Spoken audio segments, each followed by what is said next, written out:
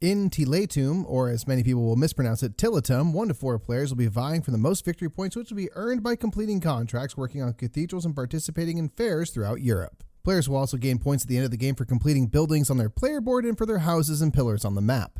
Each round, dice are placed on the action wheel, which will be drafted out to give players resources and action points. Each round, players will draft a total of 3 dice. Every time a player drafts a die, they will immediately receive resources equal to the amount of pips showing on that die. The type of resource you get is dependent on the color of the die drafted. For example, a pink die will give you food, whereas a blue die will give you iron. The higher the value, the more resources you gain instantly, however, you will receive fewer action points. Each action on the board will have an inverse relationship between the amount of resources you get and the amount of action points you receive. Where you draft your die will dictate which action you choose. The action points you receive from your chosen die will be used in various ways to power the action you chose. There are 5 action types you can do, with the 6th spot on the action wheel being a joker, which can be used for any of the other 5 actions. The merchant action allows you to move your caravan from one connected city to another for an action point. For another action point, you can place one of your houses on an available space, and for an action point, you can also pick up a bonus tile if there is one present at that city. Having your houses in cities will allow you to participate in a fair if that city is hosting one, or you must have your caravan in the city at the end of the round. The next action is the architect action, which is actually quite similar to the merchant action. However, you will now move your architect token to connecting cities for an action point. You can also claim bonus tiles, or you can place pillars in spaces where cathedrals are being built. If you have a pillar in a space, you now have the ability to turn in stone at any time to work on that cathedral, which will earn you points. The king track will allow you to move forward on the king track for each action point you have. This represents your growing favor. It is important to move forward on this track because each turn of the round, potential corruption occurs, moving everybody backward on the track and possibly into negative points. The character action will allow you to draft characters from the central board and place them into your storehouse. From here, you can place characters into the various buildings on your board, paying 1, 2, or 3 action points depending on what level they are placed on. When a character is placed in a building, you claim the bonus that is in the top left of the tile. When you fill a building with characters, you will claim the house on the top of that building, which can be used on the board later. Once you have a full building, you can place a crest at the bottom of that building by paying its food costs in order to complete that building, which will get you points at the end of the game and give you a modifier which has permanent extra action points for the action associated with the characters in that building. The contract action allows you to bring contracts into your storehouse to be completed by paying resources showing at the top of the tile. Once this is done, you place the contract on the top of your player board, potentially receiving extra points and freeing up an additional pillar to be placed on the map later. You can also draft crest tiles in addition to contract tiles by paying the action points showing beneath those tiles, and you can also exchange resources to better suit your needs. When using the Joker action, you simply choose one of the other 5 actions to carry out using the action points given by the die you drafted as usual. Around the board and action wheel are various bonus tiles which you can collect. Some bonus tiles are contracts which can be completed at any time, while others are crests to help complete buildings, and then there are helper tiles which are one-time boons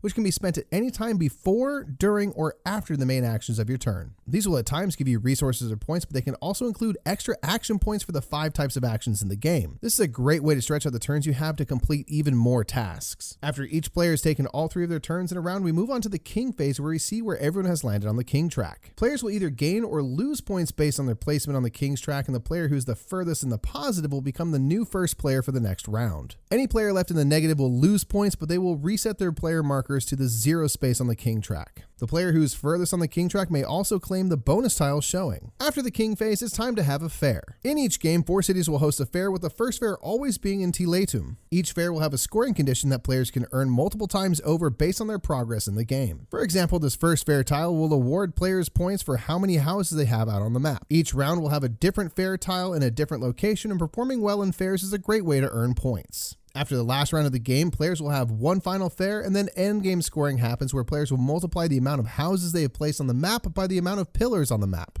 If they completed 3 to 6 buildings, they will score points, and finally every 4 resources left over is worth 1 point apiece, and the player with the most points wins.